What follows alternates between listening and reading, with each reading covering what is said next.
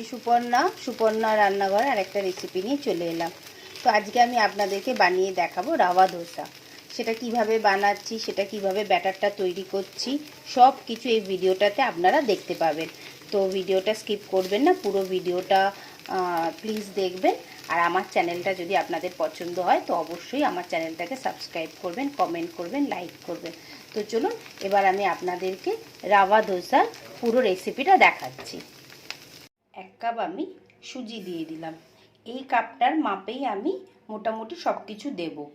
আর 1 cup আমি চালের গুঁড়ো নিলাম। আপনারা চালটাকে ধুয়ে সেটাকে শুকিয়ে নিয়ে গুঁড়ো করেও নিতে পারেন, না হলে তো দোকানে কিনতেও পাওয়া যায়। ঠিক ওই 1 কাপ মাপেই আমি চালের গুঁড়ো নিয়ে নিলাম।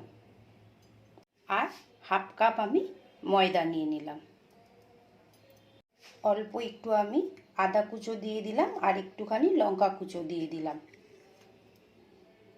অল্প একটু কারি পাতা কুচো করে দিয়ে দিলাম। 1 কাপ টক দই দিয়ে দিলাম। 1 চামচ গোটা জিরে দিয়ে দিলাম। আর 1/2 কাপ ধনেপাতা একদম মিহি করে কেটে দিয়েছি, ওটা দিয়ে দিলাম। এবার প্রত্যেকটা জিনিসকে ভালোভাবে আগে মিক্স করে নেবো আমরা। এইভাবে প্রত্যেকটা জিনিসকে আগে মিক্স করে নিলাম। আর যেই কাপের মাপে আমি চালের গুঁড়োটা আর সুজিটা দিয়েছি, সেই কাপের মাপেই আমি 4 কাপ জল দেবো। তো প্রথমে আমি 1 কাপ দিয়ে দিলাম। আগে ভালো করে মিক্স করে নিই, নাহলে ডেলা পাকিয়ে যেতে পারে। এইভাবে ঘুরিয়ে ঘুরিয়ে ভালোভাবে এটাকে মিক্স করে নিচ্ছি আগে। আর 1 কাপ জল দিয়ে দিলাম, 2 কাপ দিলাম আপাতত। এবার এটাকে ভালোভাবে এখন আমাদের আগে মিক্স করে নিতে হবে। 4 কাপ জল আমি এর মধ্যে মিশিয়ে দিয়েছি, একদম পাতলা কনসিস্টেন্সি হয়ে গেছে। এবার আমরা এটাকে এখন আধ ঘন্টা একটু রেস্ট দেবো, কারণ সুজিটা একটু ফুলবে। আধ ঘন্টা হয়ে গেছে। এবার আমি রাওয়া ধোসাটা আপনাদের বানিয়ে দেখাচ্ছি। ননস্টিকের প্যান হলে তো খুবই ভালো হয়, আর যদি ননস্টিকের প্যান না থাকে তাহলে অল্প একটু আগে তেল দিয়ে নেবেন। তারপর একটা পেঁয়াজকে হাফ কেটে নিয়ে একটু এরমভাবে বুলিয়ে নেবেন। তাহলে কি হবে, আমাদের রাওয়া ধোসাটা আটকাবে না। ভালোভাবে আমি এটা লাগিয়ে নিলাম। এবার চাটুটা একটু ভালো করে গরম হয়ে যাক। প্রথমে অল্প একটু পেঁয়াজ ছড়িয়ে নিলাম। এটা অপশনাল, যদি মনে হয় যে না দেবেন না তাহলে নাও দিতে পারেন। একটুখানি লঙ্কাও দিয়ে দিলাম। এবার এই ব্যাটারটাকে আমি আরেকবার ভালোভাবে দেওয়ার আগে ঘুরিয়ে নিলাম। নিয়ে আগে সাইড দিয়ে দিতে হবে। আপনারা হাতে এরমভাবেই দিতে পারেন। আগে এরম সাইড দিয়ে দিলাম, দিয়ে একটু জালি জালি মতো হয়ে যায়, এরমভাবে জায়গাগুলোকে দিয়ে দিলাম। এবার এটা এক মিডিয়াম ফ্লেমে আমরা রাখবো, বেশি হাই ফ্লেম করব না, মিডিয়াম ফ্লেমে এটা আস্তে আস্তে হবে।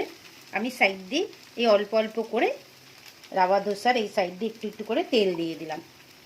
এবার এটা মিডিয়াম ফ্লেমে একটু সময় লাগবে, এটা এখন আস্তে আস্তে হবে। রাওয়া ধোসাটা পারফেক্ট হচ্ছে সেটা কি করে বুঝবেন, এই যে দেখুন এটা জালি জালি মতো ভাব এসে গেছে। আর এই দেখুন সাইড থেকে আস্তে আস্তে আমাদের তাওয়াটা ছেড়ে দেবে, এরম উঠে আসবে। তো এখনও এটা আরেকটুখানি হবে। রাওয়া ধোসাটা একদম পারফেক্টভাবে হয়েছে। দেখুন এই যে সাইড থেকে একদম তাওয়াটা ছেড়ে দিয়েছে, চতুর্দিক থেকে দেখুন উঠেও আসছে। এবার আপনারা এটাকে চাইলে একবার উল্টেও দিতে পারেন, এইভাবে একবার উল্টে দিতে পারেন। দেখুন ওপরটা একদম ক্রিস্পি হয়ে গেছে, এই দেখুন আওয়াজ আসছে, একদম ক্রিস্পি হয়ে গেছে।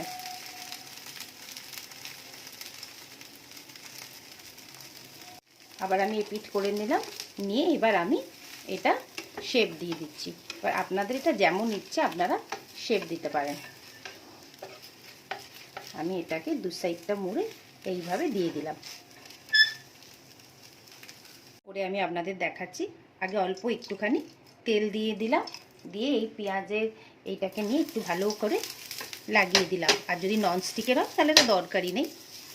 এটাকে আগে লাগিয়ে দিলাম, দিয়ে অল্প একটুখানি পেঁয়াজ দিয়ে দিলাম, একটুখানি লঙ্কা দিয়ে দিলাম। এবার যখনই আমরা দেব ব্যাটারটাকে একবার ভালোভাবে এরমভাবে ঘুরিয়ে নেবো, কারণ সুজিটা নিচে তো বসে যায়। এই দেখুন এরম এই যে একটা চটচট চটচট করে আওয়াজ হবে, তখনই বুঝবেন যে আপনাদের তাওয়াটা একদম পারফেক্ট হয়ে আছে। এবার এটা মিডিয়াম ফ্লেমে এখন হবে। এবার সাইড থেকে অল্প করে আগে তেল দিয়ে নেব, এরমভাবে সাইড দিয়ে ভালো করে তেল দিয়ে নেব, আর মিডিলটাতেও একটু তেল দিয়ে দেবো, দিয়ে মিডিয়াম ফ্লেমে এটাকে এখন আস্তে আস্তে হতে দেবো। রাভা ধোসা রেডি হয়ে গেছে। চাটনিটা আমি আমার লিঙ্কে আমি দিয়ে দেবো, লিঙ্কটা আমার পেজের মধ্যে, আপনারা দেখে নেবেন ওখানে চাটনিটা আমি কিভাবে বানিয়েছি।